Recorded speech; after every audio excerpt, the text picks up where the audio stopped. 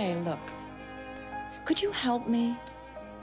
I know I can sing these songs better than anybody, and with your help, I'm sure I could get a part in the chorus.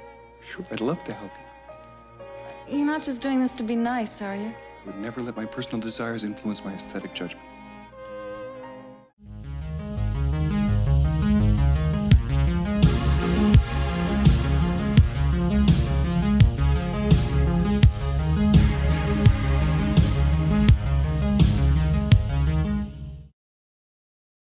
Welcome to the Harbor Podcast. I'm your host, the Kino Cowboy. We've got Boston Flasher and we got Sam Moix. The boy. Welcome. We are So talking hello. about we are talking about one of Sam's all-time favorite films, Phantom of the Paradise. One of the A wildest rock and roll version of Phantom of the Opera, but I prefer this to Phantom of the Opera. Sam showed me this film. He told me to watch this movie a few years ago. I did, was blown away. Didn't even know De Palma had made a film like this. Mm-hmm. And so now we're here. Casher watched it for the first time. Yeah, cherry popped. Yep. Sam, how did you come to this movie originally? My dad. My dad's, he was a huge horror fan and just obscure shit like, what now is like Vinegar Syndrome and just, like boutique labels, Arrow, Scream, Flash, like Criterion. He was just like, he was into all that stuff. Pure, unadulterated Kino. Yeah. Kino Papa Yeah. Kino. He's the grandfather of Kino, I guess. Yeah, for sure. But like any low rent movie or just B grade movie that was coming out that wasn't mainstream, like Star Wars and shit, he would like just go to the theater and see it, So fucking yeah. A. That's pretty dope, man. I'm not super well versed in a whole lot of B movie, just anything. So that's I love the shit out of this, man. This was one of the more wilder movies I've seen in recent memory. Mm-hmm. I went in pretty blind. I knew, I was assuming Fan of the Opera type stuff. Mm-hmm. But holy shit, man! From the start all the way to the finish, I was hooked. Yeah. The set pieces and just everything about this movie just drew me the fuck in, man. Yeah, it's very engaging. And what I noticed on this rewatch particularly is like how fast paced it is. Yeah, absolutely. It's not a long movie and it doesn't overstay its welcome. And it's just like, because I always think it takes a lot longer before he becomes the Phantom, but it's only like 15 fucking minutes in. Yeah, dude. For sure. And you're like, oh, cool. Yeah, it's a tight 90-minute movie. That's what I noticed watching it this time too. I was like, oh, hell yeah. Like this fucking goes. Easy peasy lemon squeezy. Yeah. De Palma was like, I'm not going to overstay my welcome. Y'all are getting what you get. Yeah. And like, man, it oozes with style, 70s grace. And I love this shit out of it. And everything, it's, of course, it's well shot. It's atmospheric. It's beautiful. But what I didn't realize, the last time I watched it, I didn't look up anything about it. And then it was only recently that I looked up shits. And I was like, oh, fuck. Paul Williams, he's like a big time famous composer. He made a lot of good fucking songs. Yeah. Like a lot of some Carpenter shit, Three Dogs Night. But the big one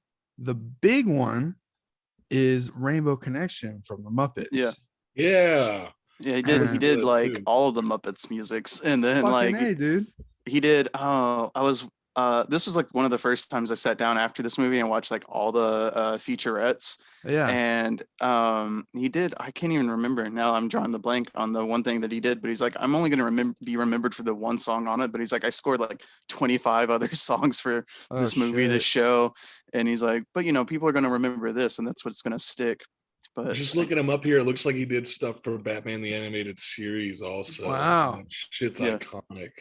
Yeah. And funny enough, like if we're getting into like the whole like pre-production element of the film before we even talk about the film, he was like the only person that De Palma didn't seek out himself. The studio brought him in and said, Paul Williams would be a good fit for this movie. And then they met and went from there. and De Palma brought in like his entire crew, and then Williams brought in his crew. So like Harold Oblong and all the people that played the Juicy Fruits and the Undead and Beef and all that stuff. They were just like touring mates and friends and band members with various projects they did with Paul Williams, and then like all the cast and crew, or all the cast, came from like stuff they did with De Palma, like Bill Finley. He did like several other things with De Palma beforehand. So I thought that was like the only like studio-fied connection between the two, the movie. Sure. That's And pretty cool. Paul Williams, he brings such a specific energy and character. It's to a the movie. fucking creepy energy. It's so cool though, because it's one of a kind, and I love him as a villain in this movie. It's so unique. He said that again in like the behind the scenes featurette, he said that as the production went on, he got more and more like anal retentive about it and getting like super into it, while like near the end that De Palma was like becoming relaxed with it, and so Williams was like the one that was keeping it on on control. That's pretty cool. Because he said he came in just like, oh, it's an honor, to work with De Palma and do this movie. And then like he got super fucking into the role, and he did the role, did the music, did the score, did the soundtrack, and carried the movie. I was gonna say this sounds equally as much his movie as it is De Palma's. Yeah. Fucking A. And man, the fucking music in this movie is stellar. Great. I fucking loved it, man. The Juicy Fruits, Beef, all that shit. Yeah. Even seeing what is his name again? Winslow or Winslow Leach. Okay, yeah, his William Finley with like Faust and all that. It's fun, man. Yeah. It was really fun. There's some over the top scenes where I'm like, man, this is exactly the type of shit I'm looking for. Yeah. And it was crazy to think about, because in the De Palma documentary titled De Palma, and in the behind the scenes for this, him and Williams both talk about how they like kind of predicted, and like the whole like how we live now, where news is entertainment, and talking about how like everything that goes down at the Paradise, like the real deaths and stuff, and everyone's like, oh yeah, that's a part of the show. Like you're coming to be entertained by real stuff, and not, they're talking about blurring the lines of the meta and stuff like that. Yeah, for sure. And doing that shit in the 70s is just, it's out there for sure. And like mid to early 70s, way ahead of its time. And also how quickly Phoenix pushes off the fact that dude died just so she can have the spotlight. Yeah, she gets a taste for it after Beef, and she's like, I want more, like immediately. Yeah. And it doesn't help that they're doing like shit ton of cocaine and meth too. Yeah, dude. Wait, I would 100%. I would 100% go to a fucking Juicy Fruit show. That shit looked insane. Like I go to a lot of music like bands that are actually pretty similar to this. And to see the stage presence on something like that back in like 74 is fucking nuts, man. Yeah, what's the band called when they're them at the end when they're playing with what's his name? Beef? Yeah. They're called The Undead. The Undead, yeah. Yeah, it's Captain Beef in the script. Captain Beef and The Undead. But they never call him Captain at all, but I love it so much. That's a great final set piece, because like they're going with like this German expressionist thing. Yeah, obviously it looks like Caligari and shit like that. That's exactly what it is. But because I was like, this kind of looks like Kiss, but I realized Kiss didn't blow up until like the same year that this came out. Yeah. So they were just truly ahead of their shit. Kiss started a year before this movie came out, so like the same year that it was in production. Yeah, but like Kiss didn't even blow up really until early 74. No. De Palma and Williams said that they had no clue who Kiss was, and they were just going for like you said, a Fritz Lang, F.W. Murnau inspired, as he calls it, the Caligarian set. Yeah, dude, fucking A. Like that's one of my. And like the whole film, like the score that isn't Paul Williams, like the other dude that actually did like the piano music and shit, it's all very silent era, like pushed forward. The shot progression and the score, it's very, very classical in the sense of like old school, just getting you with sensations instead of like story, Well, I never have seen Phantom of the Opera in its entirety, so it's hard for me to tell everything that it's like riffing, but you can still enjoy it anyway. Oh yeah. And it's more so like a mixture, because you have Faust and you have Dorian Gray and then you have Phantom of the Opera, and they actually like, along with like other lawsuits, but they fought like 4 lawsuits to get the film released, and one of the biggest ones was, you know, that it plagiarized Phantom of the Opera. And shit, really? Yeah, they had to fight that lawsuit saying that it was loosely inspired by, but you know, wholly original. And then they had that lawsuit with Led Zeppelin's manager over, you know, Swan Song Records. So the whole movie was just like, you know, chop it up, cut it up, reshoot it, fucking pay money to whoever. It's the fast cuts and fast editing that make the movie to me. Man, there's one scene that they edited with the car coming into the stage and the bomb being planted, where they had like 2 perspectives split on the same screen. That shit was fucking insane. I loved that. I can't believe that movie so old. Touch of Evil, right there, reference. This shit was cool. Yeah, Touch of Evil did that first in the 50s, but yeah. Actually, that was one thing I found out when watching it this time, that because the budget was so limited and they were running out of time, that they didn't shoot shit a lot. Like, you know how in modern movies now you like have just scenes being reshot and reshot and reshot till you get the perfect you know, action. This one was shot using multi-camera setup in just about every scene. Wow. Especially in all of the musical scenes, they were all shot with multiple cameras so they could get different angles, you know, on 1 or 2 takes. Like in particular, the rooftop scene after Winslow discovers Phoenix and Swan, it was shot in 2 takes. Wow. Crazy. They only didn't use the first take because Williams flubbed his line and forgot the dialogue. They shot it twice, and Williams was like, "That's all we can do," or you know, De Palma was like, "That's all we can do," and Williams was like, "All right, that's fine." But like, that's crazy as fuck. Like all the music scenes, just all multiple shot or multiple cameras, and then just pieced together. Well, I've thought for a moment, well, maybe that would be kind of expensive for the kind of movie they're doing, but if they're saving money on film, then I guess it evens out. Yeah, because you're not having to just keep shooting the same thing. You can do it once, twice, and interesting. Splice it. That's really cool. That's rare to do multicam on movies like that.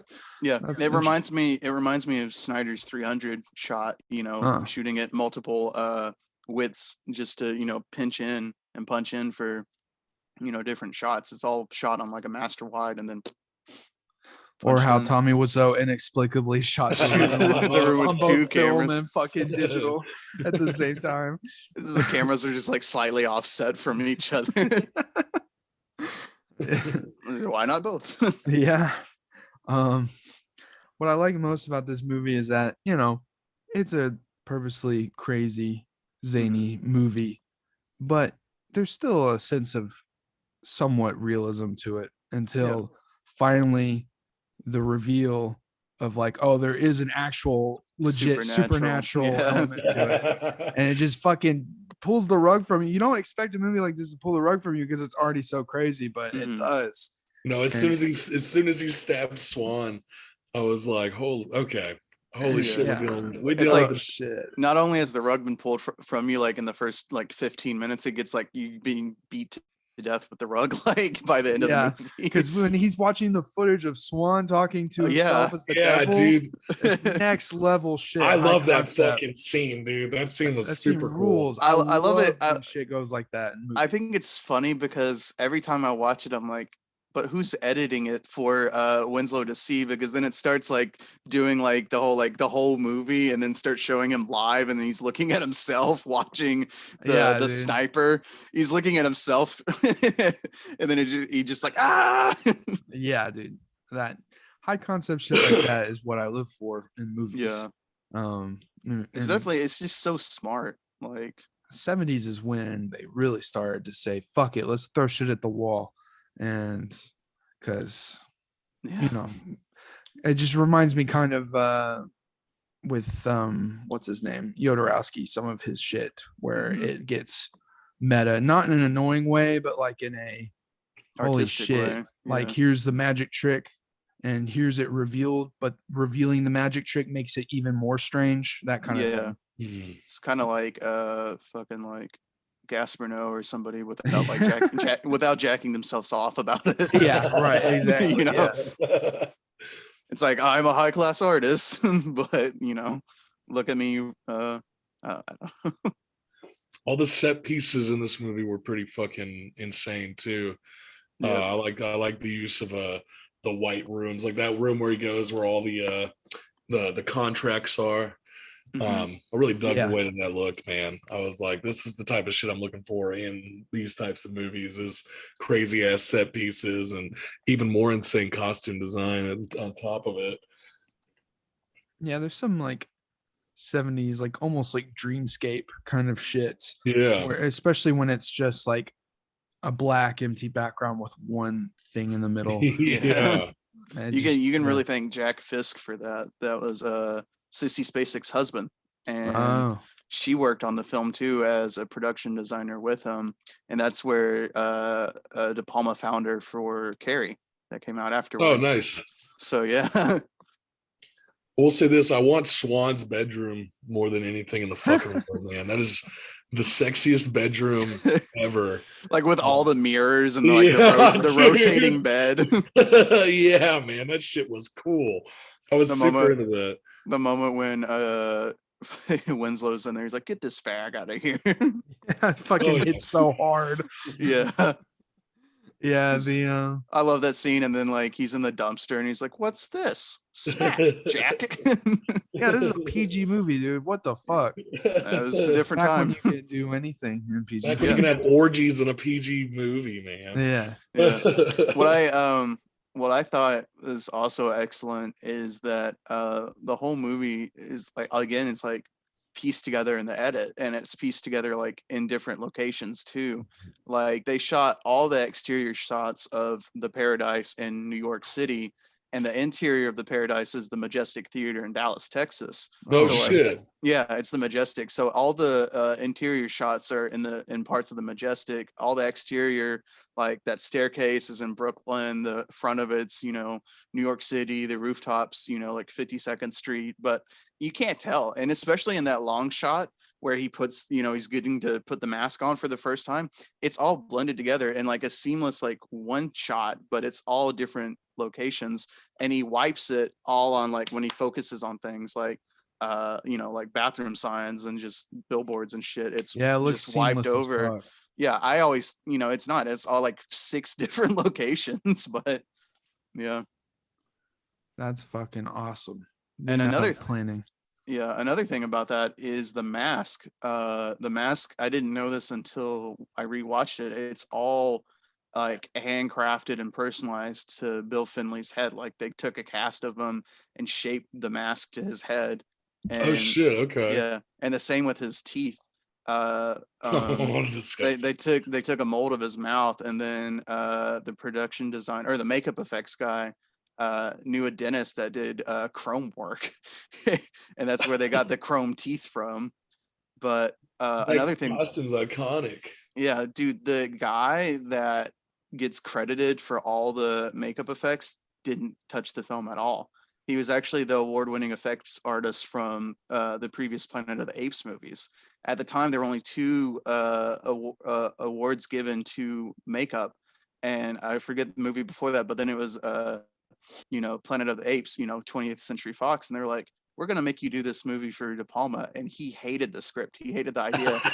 So he sold it to the guy that ended up getting no credit for the movie whatsoever. But he did the mask, he did the makeup, and he actually never met De Palma. Like if I remember correctly. Oh wow! Like he just talked to him. He talked to Paul Williams about what De Palma wanted, and they didn't have like the end of the movie with the you know, messed up face on Paul Williams. That was all just like out of the bag makeup. They had like no time to do like a mold for Williams, but it's just weird. I was reading about or watching how much of the movie was just changed, you know, because they had to sell the script 3 or 4 times to get this movie shot. So De Palma had to write out all the stuff that his co-writer wrote, because she wasn't wanting to sell. So he wrote out all of her stuff to sell it to 20th Century to get it made. And then like, I guess back then you just sell people the rights or your job or something, because the production guys or the makeup guy was like, yeah, I'll just buy the rights to it from this Academy Award winner guy and I'll do the makeup effects and just not get credited. But I don't know, man. That's the stuff about filmmaking I didn't understand, but you know, I think it's interesting. So, why is this one of your favorite films of all time? Oh, dude, I saw this at a young age, like probably way too young to be watching movies like this, but this was something I saw around the first time I saw it would be around the time I saw like Dead Alive. So like early Peter Jackson stuff, like Meet the Feebles. And I was like 4, 5, 6. Like watching Dead Alive. Yeah. My dad would just sit me down in front of the TV and just put in like shit that he liked. And it just captivated me, you know, it just captivated me. So like as a young kid, I was fascinated by like the music and like the colors, you know, the vibrant colors and stuff. And then as I got older, I was like, this is just such a unique film. Like it's one of those that no one, like not a lot of people know, you know, it's got its, you know, cult following, but it's not, you know, it's not as big as Rocky Horror where everyone's seen Rocky Horror. So, you know, we stick to stuff, you know, that isn't as outside the box, you know, stuff that isn't, you know, so mainstream sometimes. And my dad just, you know, he loved it so much. So it's just one of those things I would just watch a lot of times and just, you know, I got the same love for it. So that's how it is with a lot of my favorite movies were just stuff he really loved, or, you know, stuff we watched together a lot. So, but I will say, like, Phantom of the Paradise, whenever I meet someone, like it's the test. It's the friendship. It's the friendship test, dude. It is. See if you're filtered. Yeah, it is the very first movie I show people to see if they like. I don't even show them like Saw, which is my favorite movie, or Shaun of the Dead, because people seen those. But or, you know, Cabin in the Woods, Halloween, people seen that shit. I'm like, you want to see something weird? They're like, yeah, sure. I'm like, let's Phantom of the Paradise. And then if they pass, you know, some Jodorowsky, you know, some crazy shit after that, you know, to gauge if a friendship is truly Kino or if it's just, you know, a Kino friendship. Yeah. Kino friendship. Well, but I mean, I think we all have movies like that or seen. Yeah, I'm trying to think of like that. My go-to movies. Honestly, these days, Good Time is the one I'm like, please. I was about to say it's Good Time. Please watch. Because I watched Uncut Gems 3 times before I finally watched Good Time, and you're like, for the love of God, just fucking watch Good Time or I'll stop being your friend. I'm like, that's fair. Let's see. Brazil is probably another one for sure. I'm trying to think of others. Any Terry Gilliam. Yeah.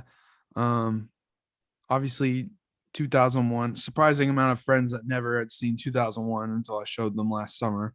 Or Aliens. Oh, wow. Or Alien, rather. Or Alien, Blade Runner, all my favorite movies, really. Yeah. Yeah. Next, I'm trying to show some people Planet of the Apes, but Phantom of the Paradise. Fuck, I had it in my head. It has one of now my favorite quotes from any movie. I'm trying to remember. He says, "Get this fag out of here." No, no. Smack, Jack. He says to Phoenix that he would never let his Oh yeah, I know what it never is. let something get in the way of his aesthetic judgment. Yeah, never let his like personal preference get in the way of Yeah, my, that's it. influence Yeah. my aesthetic judgment. I Yeah. was like, hell yeah, this guy's base as fuck. Yeah. And, He's just like, there's art and then there's what I think. yeah. I'll do anything for art. As wild and silly as this movie is, you know, you could still relate to the guy for working on something he doesn't know how he wants to get it finished, wants to get it out there. And yeah, it's just like life's work. Yeah. You know, and then someone else is taking the credit for it. That's the thing. Yeah. And writing you out of it. Yeah, completely trying to like change how it's interpreted. It's like you've seen him at the beginning with that giant stack of papers, and he's like, "This is 800 pages long. Yeah, this is my concada or whatever." He's like, "This it hurts seeing it being stolen." Yeah, and it's you know, smack dab in the middle of the industry in the 70s, booming as it possibly could be, and of course back then it's much easier to get away with shit like this. No cell phones. No copywriting. Yeah. No copywriting. Fucking my to what Casher was saying, my favorite part with that conversation with Philbin is where he's just like, give me 2 or 3 of the upbeat numbers. Yeah. And he's like, the scope of this cantata is 800 pages long. It can't be sung by the Juicy Fruits. It's what you get, dude, Adrian. It's what you always talk about with like, you know, art versus like studio, just comfort, you know, just, you know, it's like, I try to work my brain. I try to hit myself in the face and say, look, just make something really accessible, really stupid, really easy to digest. And then I'm like, okay, I'm going to do something.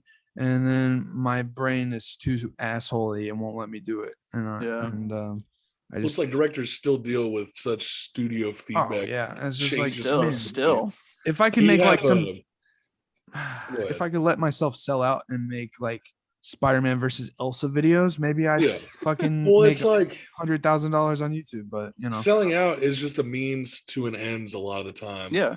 But then also at the same time, you've got people like Eggers, whose Northman like could have been a completely different film almost, from what he's been saying, and he says he's never going to work with a big studio like that again. Yeah, but he had to do it because A24 didn't have the budget. Yeah, and like Northman's still great. I'm just curious to know what it could have been. You know, yeah, like, I'm also wondering about I'm really open for a director's cut. Yeah, because I you know, Sam Raimi's had trouble with Sony with Spider-Man 3, obviously, and now he's working with Kevin Feige and stuff. He said in an interview that his notes were actually pretty helpful, and it wasn't a lot of like, fuck this, get this out of here. But I'm still wondering what he had to cut out. I've heard it's the most Raimi shit you've seen in a long time. We'll see. Well, that'll be our next review. But yeah, artistic integrity is always at the forefront of everything for me. Yeah, and that's why I'm not famous, is because I make shit like Moonman and not Spider-Man versus Elsa. Well, interesting enough, I think the best way you can put it is artistic integrity has a price, you know? Yeah. Like, are you willing to get your product out there and make money or not, you know? It's like Frank Ocean. He had to put out that really shitty second album. And that was notoriously bad because he purposely put it that way so he could get paid by the studio reps so he could put out Blonde. Yeah. Man, that's another thing too. Like I would totally, like, if given the opportunity, I mean, I'd have to make something first to get in contact with, you know, a studio to make money, but I would do what it takes to make more money so I could then fund, you know, what I'd like to do. So I've thought about it. I'm like, man, I need to get in good with like a like a church that's gonna fund like one of those Christian movies. Be like, hey, I'll direct it for you. Yeah, direct it and then take the sum of it and then just make like church exploitation after it or something. It's like, there's so many big examples of that kind of shit though. Like there's a mangaka artist who did a Bleach, and they were trying to get as much money as possible by him putting out these chapters so quickly, and so by the end he said fuck it and completely changed his ending to the point where a lot of people now have a sour taste in their mouth because of that ending, because he said fuck Shonen Jump. You know? So now we've got but now there's such a big demand for it to be animated because they never even animated that, and the anime was one of the big three for the long time. And now this year we're getting Tai Kubo returning to bring the anime and his actual vision to that anime. Okay. So you can kind of hold these ideas hostage from studios at some point. You know? It's thankfully we're getting, in some areas it's getting worse, but some areas is getting better. Like Annapurna and A24, they're, you know, they're buying a lot of these films up at festivals, and they're not going through and hacking them up like, say, Weinstein. Or Warner Brothers.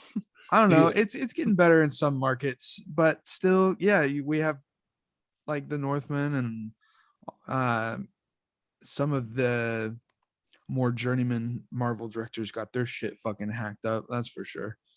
To what degree, we don't know. Obviously, the Snyder Cut is one of the biggest success stories of that. Well, then you've also got James Gunn's Suicide Squad, where he was given like complete creative control. Yeah. And now we have like Peacemaker and other shit coming off of that. Yeah, it's getting to the point where I think studios are starting to realize that we have to have artistic integrity again, which it should have been like that the whole fucking time. And obviously, I hate to say this, but the biggest shining example is The Rise of Skywalker. is where the studio was like, no, we have to change this and do this and do that, and then it pleased very little. Do y'all think also related to that, do you think that there's a good version of Morbius out there, or was it always going to be bad? Morbius was like no, I don't think there was that much cut out. I think they just didn't know what they were doing. It's a 5 out of 10 movie. It's nothing of noteworthy. I get it less than that. I can't stand Jared Leto enough on screen much anymore. So that movie was always going to be a dunce for me. I just watched that out of boredom because I have an unlimited plan with money. Yeah, we're gonna have to title this episode "Phantom of the Paradise: Artistic Integrity versus Studio."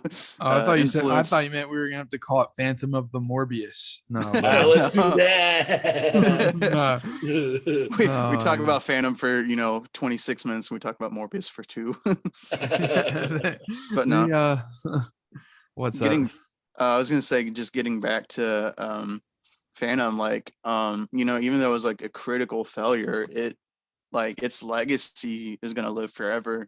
It inspired so much. Like, I don't know if y'all know, but the guys from Daft Punk met at a Phantom of the Paradise screening. Oh shit! Yeah, they met, and then they saw it 19 more times, like confirmed. They saw it 20 times theatrically, and then just became friends after that. So much so that years later, decades later, they worked with Paul Williams on what would become their best-selling album of all time.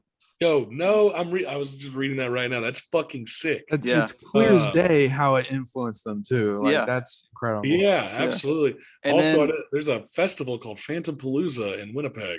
How cool is that? I've always wanted to go to that and go to like a midnight screening, like the shit that Rocky Horror gets. I want to do that for Phantom. Yeah.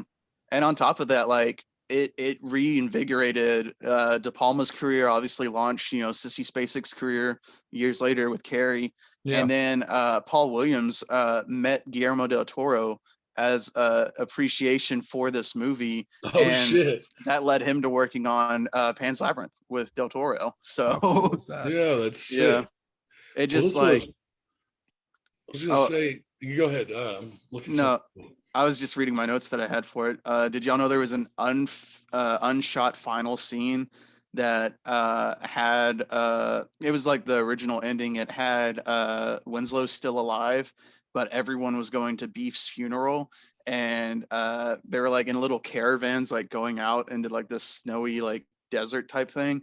And Swan was gonna record the funeral live and broadcast it, and Winslow and the Phantom now and Phoenix were gonna sing at Beef's funeral. And as Beef's getting lowered into the ground, they're standing around in a semicircle, dancing around it, like very Fellini inspired. And then a girl comes and she's tap dancing on the coffin as it's going into the ground while they're playing the end of it. And The Hell of It, the song that plays at the end credits, that was the Hell of It's scene. That was going to be when The Hell of It plays in the movie. I dig that. Funny. I like that a lot. But so I just thought it was funny. As it is, I like a lot because just the way it climaxes and then just boom, it's done. And the final scene is so well cut with how fast it's cut, and it gets faster and faster and faster, and the cuts get more sporadic. Oh, dude, crazy. Yeah, like when he's crawling across the ground right before that, and it's like, yeah, dude, that's my just shit. Fucking frantic. I've done similar edits like that, but not as masterfully. But I think that's really why I like Saw, like because the frantic editing style that they do in the traps, it's similar. So well, it's like such a clever way to make things feel like so action packed and crazy without having to a lot of shit going on. Yeah. And it's big explosions, brilliant guns, whatever. And that has influenced me a lot just from this recent rewatching. I'm like, damn. And I want to make a movie as stylish as this, especially when he's especially the credits where it's just the black shot of him on the on the piano rig thing. And dude, that's a real place too. It still exists to this day. That the piano room, I think it's called, with like the oversized knobs and levers and everything on all the sound stuff. Yeah, it still exists. That's cool. I think I was gonna say, like, watching it this time, I was able to look at it because I just get so sucked into the movie every time I watch it, of course. But I was trying to look at it in comparison to De Palma's other movies, and I really saw more of his style in it than I thought I had before. Because I was like, yeah, it's this great, crazy movie, but he's got this certain editing style and a certain framing style that I noticed in this that I see in everything else he does. And it's like, yeah. And then he's got this signature style of like, there's really like some humor to it, like that you don't think about. There's like, you know, subtle humor and just dark humor and shit that I don't think about a lot when I watch it, but there's just times where I'm laughing. I'm like, why am I laughing at this? Sure. You know? Those are always the best kind of laughs. Commentary on the industry can be funny. You know? But well, what do you like? Is this your favorite De Palma film? Oh yeah, for sure, dude. It's in my top 5 movies of all time. Okay. Like, oh wow. Okay. It's not not just like one of my favorite movies. Like my top 5 as it stands is like, you know, Saw. It's always Saw, Shaun of the Dead, this, and like Cabin in the Woods, and then Halloween. So like, okay, you know, it's every time I watch it or every time I think about it, I'm like, there's really not many movies I like more than this. You know. Are there any other De Palma movies that are up there for you? Yeah, Mission Impossible. Oh, okay, yeah, for sure. And I really like the Untouchables was a big one for me. Mm-hmm. I still haven't seen that. That's a fun one. It's a good one. It's very underrated, I think. I mean, I think at the time a lot of people liked it, but nowadays I don't hear anyone talk about the Untouchables. Carrie, I find to be a little overrated, in my opinion. I like Carrie though. I mean, it's the best. It's the best Carrie movie there is. I mean, I'll give it that. Considering the sequels and the fucking god awful remake, even though I love Julianne I forgot Moore. They remade that fucking movie. Dude, I love Julianne Moore, but God, I fucking hated that movie. Got the Firestarter remake coming too. I could not be less enthused about that movie. Less enthusiastic for I found out like fucking, I don't know, some people, but people I don't give a shit Drew about. Barrymore, she's in the original, right? Yeah, that kid that launched her career. Yeah, I love that movie. I forgot. I think I have the book around here somewhere too. It's one of those ones I really enjoy. I really haven't seen. Like I didn't even like plug this earlier, but yeah, man. It's like consumer. No, I'm just kidding. Yeah. I guess I really haven't seen as much De Palma as most people. Well, I've seen, seen this and Carrie. Scarface is another great De Palma. I've seen Mission Impossible, but I haven't seen other deep cuts. Really. Carlito's Way, Snake Eyes. Oh yeah, I've seen Carlito's Way. He did Femme Fatale. He did Body Double and Dress to Kill. Yeah, Dress to Kill is great. He did. I think he did Blowout too with Travolta, he did do right? Blowout, yeah. Yeah. There's a lot of stuff in the Criterion or Arrow collection that he's done that are kind of like deeper cuts. There's been a lot of shit on here that I didn't realize was De Palma too. Like I didn't realize he did the Black Dahlia, which I saw a long time ago, and I always forget he did Mission Impossible. I don't know why I forget that. Yeah. Mission Impossible, like if you watch Mission Impossible 1 compared to like 2 and 3, like the John Woo ones, it really sticks out, like the different editing styles, conventions. Dude, Mission Impossible 2 might be one of John Woo's worst. You know, he's supposedly remaking The Killer again. Oh yeah. No, I saw that. Yeah. So my stepdad told me yesterday. I was like, why is he making that movie again? Like it's perfect as is. Yeah. So that's the next podcast. The Killer and Hard Boiled. Well, I love Hard Boiled so much. It's the best, dude. Oh man. That first Mission Impossible definitely stands out. That's a good one. It's a good one to see theatrically too, if they ever do those, Fathom events. Yeah, I would definitely go see the first Mission Impossible in theater. I've seen it theatrically, and it's nice. That'd be fun. Yeah, I'm surprised I never see like cult shit for this, like screenings or like special releases or stuff. I don't know. I just don't see that as much as like other similar cult movies, which is I'm gonna be looking out for it at a con. I want to see a cosplay of the Phantom, man.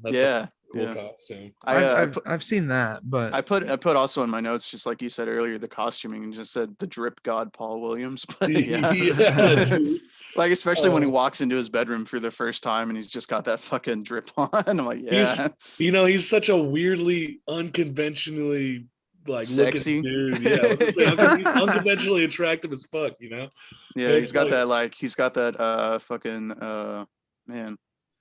I can't he reminds me of who's the bringing it back to Marvel on Captain America, the Nazi that creates like all the technology. He kind of looks like that, man. Like does blow and is in the 70s. Yeah. I say, like if they remade Phantom today, it would just be Adrian in a fucking Adidas tracksuit. Wearing the fucking ski mask. Get this fag out of here. That scene when Phoenix is making out with him, I'm like, dude, is she enjoying this or is she just doing it for the movie? I wonder if she was into it. I mean, it's Paul Williams. Yeah, well, like rubbing on his chest and like kissing on his chest and stuff. It's pretty. I bet after those cameras turned off, you never know. Fucking Winslow's up there just. That's an iconic. You never know, shot, especially with the state of movies back then, man. When he fucking tries to kill himself and falls over. That blood is so vibrant. I love it. I love it. Yeah, because it looks like stage blood, which is probably the point. And it zooms out. And dude, I'm like, that scream he does on the rooftop. Yeah. It was like still fit. I remember the first time watching it, I was like, whoa, there's still like 15-20 minutes left. What's going on here? Yeah. And that one of the most memorable like rug pulls ever. I just wanted to bring that up. I love the contract terminates with Swan. Well, I go, you go. But I mean, not only like we said earlier, like it takes its inspiration from Gothic surrealism and shit like that, and then it like plays on the Touch of Evil bombing shot, and it also plays on Psycho. But then it inspired so much. It was a good inspiration for Rocky Horror, which came out a year later, and shared a lot of similarities. And damn Rocky Horror for being more famous. But and then it inspired like the look of what was his name, Griffin in that anime that has like similar. Holy shit. Yeah. You just connected that. Yeah, it's taken right from this. So now like it doesn't just like go on and be like, hey, we're adapting, a few classic tales and riffing on some movies, but then it inspires like fucking anime on like the other side of the world, yeah, and thus in return like boosts like the career of like everyone involved. So wow, yeah, you connected that one and that just blew my mind. It's crazy how a movie that flops commercially just lives forever. Yeah, absolutely. It lives like Dorian Gray. It lives like Swan. It lives forever. I mean, tons of the greatest movies of all time flop to the box office. Like I've brought this up like 3 times on podcasts, but Blade Runner fucking flopped. Yeah. I'm trying to think what else. And this movie had no small budget, $1.3 million in the 70s. Like fucking A. That's and yet money, man. It looks so goddamn good despite its low budget. Because like some films back then were just so cheap and grainy looking, like lower budget, and this just looks so crisp and beautiful and dreamy. And that's another thing, like we were talking about with like the studio just trusting directors. Like this is 20th century, like they've always been a huge name, and they just trusted De Palma and Williams and put them together and was like, yeah, this is good, just make this movie. Yeah, fucking A. Damn, I'm just trying to think of what else. I really like the montage when he is put into that prison and it's a fun little segment. And with the candle burning and like it's overlaid on each things. What's y'all's favorite song? I like that opening song a lot, Eddie. Mm-hmm.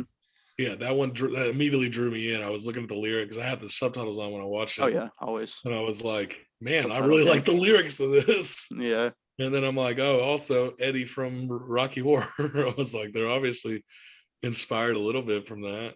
Yeah. Not Phantom, but Rocky Horror was.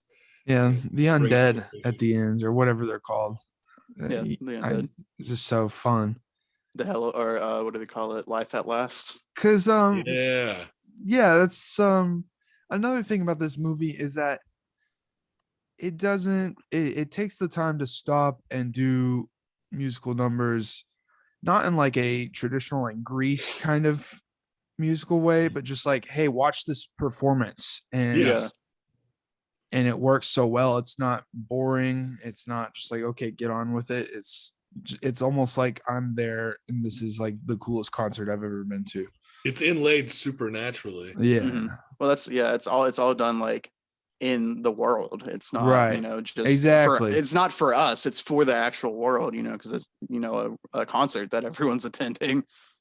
Which must have been pretty fun to film, I think. Well, like we had the edits at the end where they had the multiple cameras that we talked about earlier, and it like when you get like certain angles, you'll still see the cameras in the actual like scene, and that scene, like it's also being broadcast to the world like that. Yeah. So it was really cool. I really enjoyed that. That's a sneaky way to leave your crew in the movie. Exactly. That's what I was thinking. Yeah. I was like, well, it's where if we're doing this for the world of the movie, then makes sense. No one's gonna question it. What's also impressive to me is how they hide the camera and like all the shots with any of the fucking rooms that have like 1,000 windows. Yeah. Like the top of the Majestic when he goes into the secret room and it closes after the Phantom runs away, and then Swan goes in and it closes. I'm like, where the fuck's the camera? Like, yeah, it's the 70s. I'm like, how are you hiding it? Man, there's been movies. We've watched some movies on this cast where there's questioning how the fuck they do it. Sometimes there's no clue. And it's always fun whenever you're like rewinding, like, how'd you fucking do that? Yeah. This movie has a lot of that. This movie is just it's a masterpiece on how you can like not get what you want exactly, but still turn out one of your most proud efforts. Like De Palma loves this movie. It's not titled what he wanted to call it. Phantom of the Paradise was the last title he had in mind.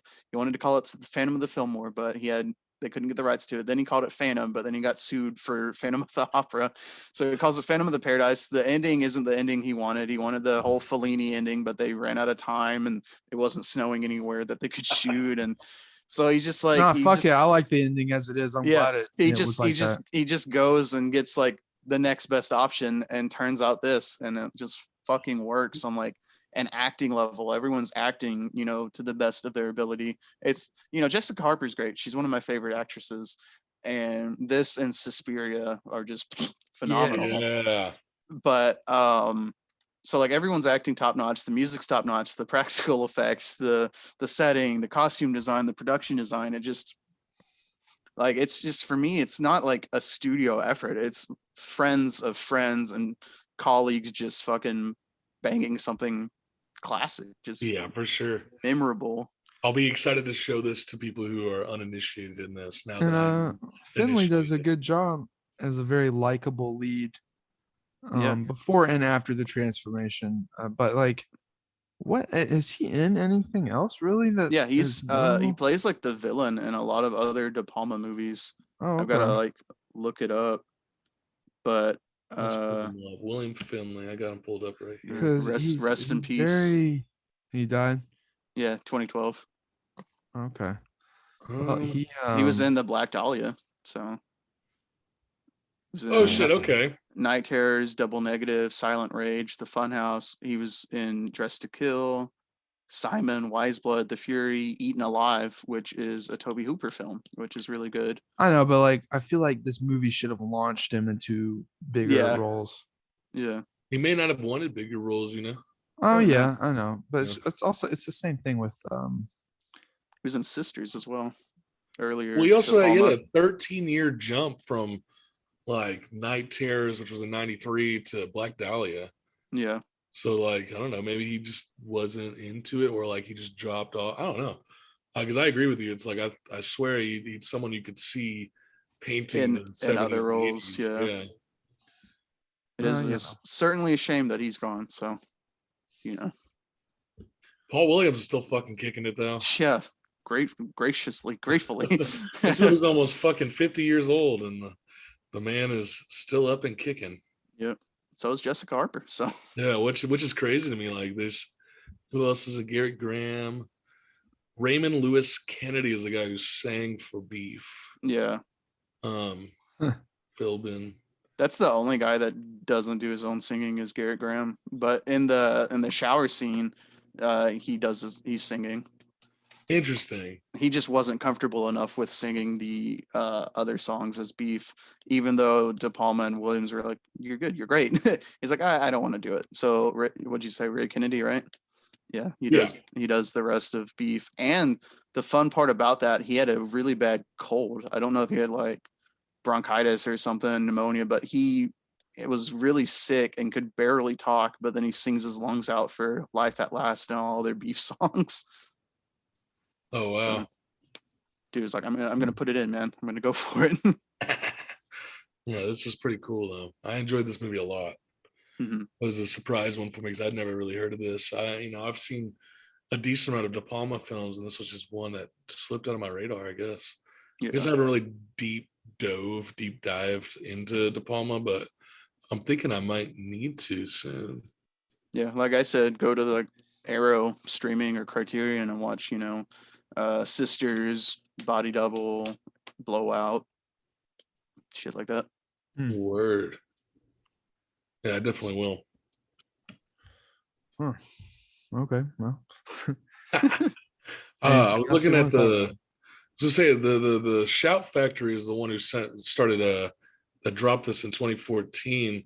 I'm just kind of looking at all the stuff that drops, like what they release. They've got a lot of really good shit that they release. Dude, I love Shout Factory. Like so many of their movies. It's pretty sick. Yeah, I like it. Who did they release for the Blu-ray you have right there? Shout Factory. Oh, okay. That's a good looking cover. Yeah, I think it's its only American release. Oh wow. It's got that alternative. Man, that's cover. a good looking set. Yeah, that's dope. I like that. Yeah. Blu-ray DVD. Yep.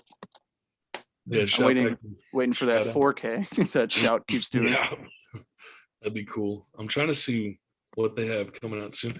It's just interesting that we've got these studios that'll release stuff, 40 years later, 50 years later.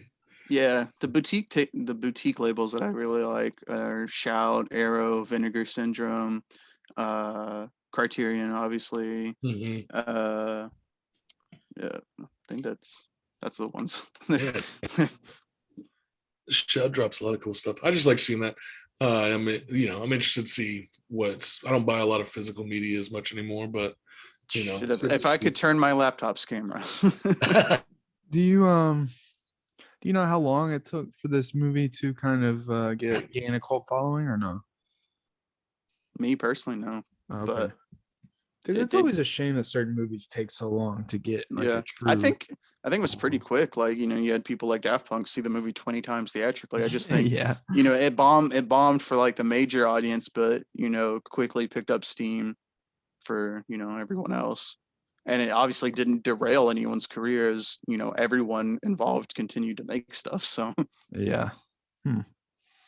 Which is always good. You hate to see you hate to see a situation like Brendan Fraser or Nick Cage, where they fall off and then come back. But I mean, coming back's great, but falling off is not good. Also, like Bruce Campbell, he should have blown up too after Army of Darkness. Yeah, but absolutely, I feel like certain studios have like something secret against these smaller pictures and indie stars. Indie stars, yeah.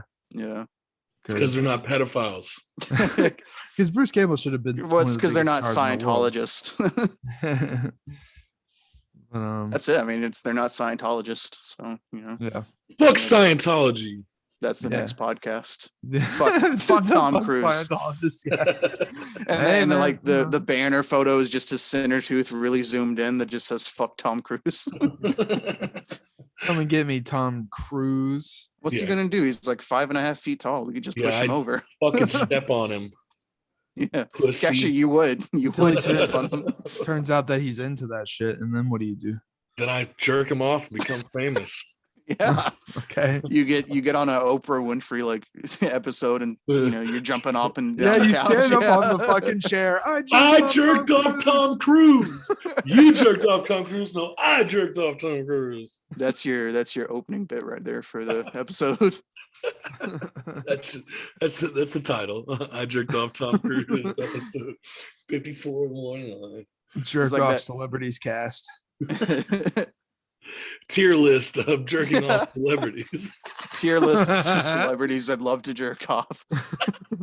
Number 1. Tom fucking Cruise. The corpse of William Finley. Jesus. We're gonna do some munting. The audience, look up what munting is. Yeah, I remember high school. So everyone, the next episode is going to be the entire Fellini collection. Sheesh. Yeah, well, it's a good movie. I recommend it. It's Kino, official Kino. Oh shit, Austin Powers collection. Hey man, here's my take about Austin Powers.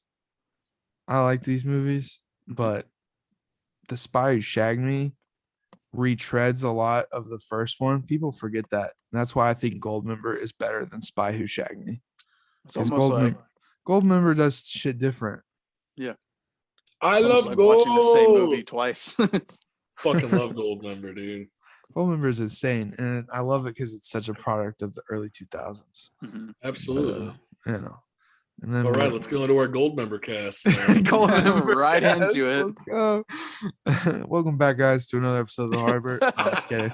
But, yeah. Quick, I only got 13 minutes. Let's do it. They're smoking a pancake. Blitz in a bong. Yeah. Fucking stupid ass movie. It's a stupid fucking movie. It's great. Yeah. My sister, who's 8 years younger than me, I had that on TV one time, and she's like, "Is that Beyonce?" And I'm like, "Yeah."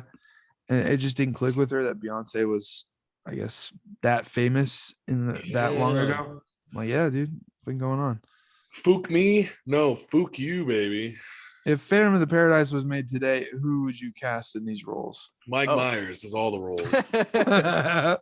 No, actually, the better question is I don't know if y'all have seen it, but there's a movie called Phantom of the Mall, Eric's Revenge. It's on Arrow. It was made in the 90s. It has like nobody in it. Well, actually, Pauly Shore's in it, so I stand corrected. So nobody. Yeah, Pauly Shore's in it, and the dude from the Most Interesting Man in the World commercials is in it. But it's not a good movie, but the idea is there. So like this dude dies in like a fire, and then like a mall, like a huge shopping center, is like built over his corpse, and so he's like, the Phantom of the Mall. But after watching that movie a couple weeks ago, my idea was to recast that movie, but remake it in the way of Phantom of the Opera or Phantom of the Paradise. So it's a musical, but like all the songs are fucking like mall themed, Okay. Like, so like it's like Muzak almost during the entire movie. I'm in on this idea now. But we have to keep Pauly Shore though. We have to keep Pauly Shore. Oh yeah, for sure. He has to be Weasel. He can't play another character. He has to do all his lines as Weasel.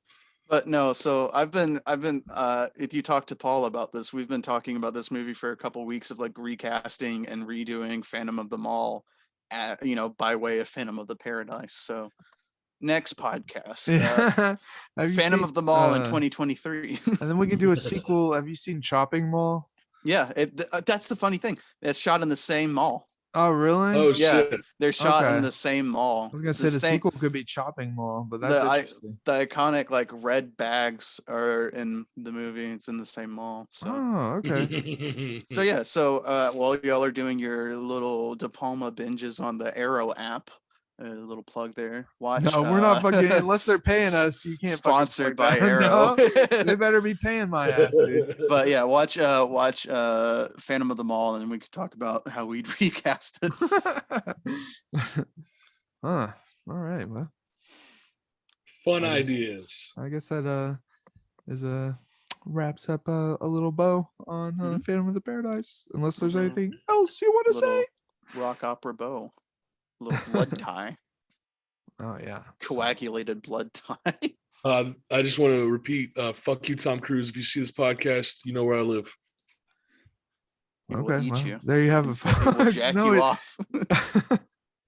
Tom Cruise, come to Fort Smith and you will get the beating off of a lifetime. Also, shout out to Scott for being in fucking Berlin right now, you bad bitch. Yeah, dude. How are those walls? He's not gonna watch this episode. He hasn't seen Phantom of the Paradise. Hey, who the fuck knows, man? I'm just shouting him out, man. He said he was going to. Scott's still going. Still in peace, situating, getting shit fucking fixed up in my girlfriend's bedroom. Temporarily dead, Scott. Yeah, Scott's gone. Phantom of the podcast. There you go. Doctor Strange comes out tomorrow. We'll see how that is. Speaking of Bruce Campbell, gonna go see it at the IMAX. Oh yeah, that's sick. Yeah, I'm going to a nice theater in Rogers, Arkansas to see it. The thing is, the theater here in Shreveport's always booked, so gonna go. Oh yeah, go over to Bossier where no one goes to the IMAX for some reason. Word. It's like that's cool. Sit there by myself. What else? Watch Tom Cruise as Iron Man variant. Oh yeah, John Krasinski. What else is coming out? Bob's Burgers at the end of the month. Oh yeah, at the end of the month. Pretty hyped for that one. We at the Harbor we try to stick to mostly older obscure movies, but some of the new releases we do cover. So we will be covering Doctor Strange, and we will be covering Obi-Wan Kenobi because we have to. It's obligatory. Fuck you guys if you care. Yeah. If we can do more Wednesday cast, your boy will be back. So yeah, well, hopefully so. I think we're gonna aim to do Doctor Strange on a Monday following Mother's Day. So this Monday. Oh yeah, you're fucking right. My bad. Yeah, so I don't even know when I'll see it. Soon. Oh yeah, I'm seeing it. You see it this weekend, and you're available on Monday. I'm off that day, so. Oh yeah, for what? He's off because he's got to relax after seeing it. It's going to take a lot out of him. Well, I've got the Mother's Day shit going on this weekend, so. Hey, I am off Monday. I got that Miranda Lambert concert. Fucking stoked. Oh shit! But the only way I'm going to survive that is. Only way I'll survive that is by drinking copious amounts of Pabst Blue Ribbon. Shout out to PBR. Fair. PBR slaps. I fucking love PBR. Shout out to gluten and all my favorite beers. Love that shit. So like you're not eating gluten? Yeah, I have celiac disease. I can't eat gluten. Okay. That's yeah. And I have to cut my like carbs and fats and oils and butters down by like 50 to 75%. Dude, I've lost 20 pounds in the last 2 months. I fucking bet, dude. Like this shit's slim now. Yeah, there you go. See, look, it's not bloated. People try and say low carb is a bullshit diet. I'm like, no. Look at this shit. Oh yeah, look at you go. We're fucking body positive here at the Harbor, boys. Yeah, dude. I'm under 230 for the first time in over like 15 years. So fuck yeah, dude. I just want to be under 240. Like I was 245. Now I'm like 220 something. I'm like, okay, cool shit. Like that's dope as fuck. Just losing weight by eating better. I need to add in the working out that I used to do when I was in college because I actually had a pretty defined back. And my leg muscles have never disappeared, but dude, fucking working out sucks donkey dick. Yeah, but I need to do it to I know. Live better. Yeah, because I don't have like as it stands, like my muscle mass and my like strength is not good. Like I'm not as strong as I used to be, and that's just because I don't do shit except go to work and sometimes pick up shit. But like every time I go to work and pick up shit, I get home, I'm like, why do I fucking hurt everywhere? So I used to lift a lot of weights and do like a lot of leg presses and a lot of shit when I was in college. And it's just crazy because like over like 5-6 years, I'm like, damn, I'm out of shape as fuck. But now I weigh less than I've weighed since before high school. So I'm like, time to just switch it back over to muscle, I guess. Dude. Yeah, I'm working on it too. Small steps. Oh yeah, for sure. But, like I just supplemented my diet with more, like I got to take multivitamins now and our multivitamins. I got to take iron pills because I'm anemic. I found out that. So that's why I've been getting those nosebleeds and getting dizzy and shit, almost fainting. Yep. My girlfriend needs to get that checked out. She might So I take iron, I take multivitamins, I eat better. I don't grill stuff on like the skillet anymore. I bake everything. I haven't had fast food but once in the last 2 months. Fuck yeah. Fuck yeah, dude.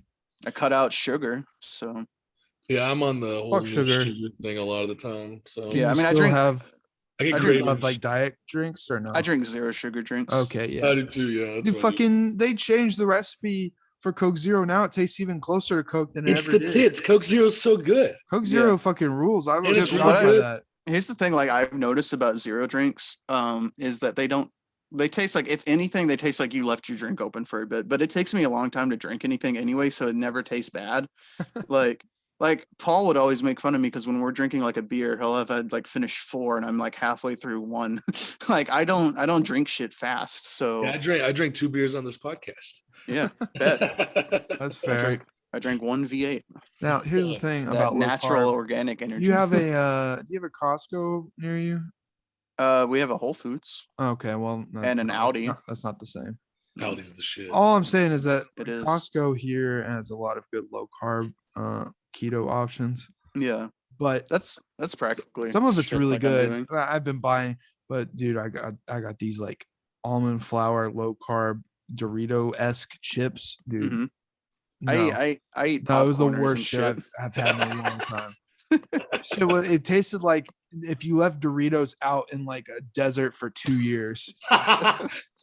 I'd eat them. Fuck it. So not all low Man. carb options are good, but No, some are. I've like over the last 2 months, I've really only found like 2 items I don't like, and that's Udi's fucking bread because it's ass, and one like frozen meal that I tried one time, but it had hearts of palm pasta, which is artichoke pasta, and I like the taste. I liked how it smelled. I just didn't like the texture of it. Oh 'cause yeah, I have Yeah, a that could I be was a thinking weird about one. trying that, but I have a don't know. huge texture problem with food, so. And it's not like it's kind of different because like all the bread, like the gluten-free bread is like fucking dense as shit. It's fucking heavy, Yeah, very I've had it. grainy. But I don't dislike that shit. Like you toss it in the microwave for like 10 seconds or you fucking toast it and it tastes just like normal bread. The gluten-free crust at Papa John's is okay. Dude, gluten-free pizza fucking slaps. Like Yeah. it's so fucking good. I eat a vegan pizza now, like it's meatless meat lovers, and it just tastes great.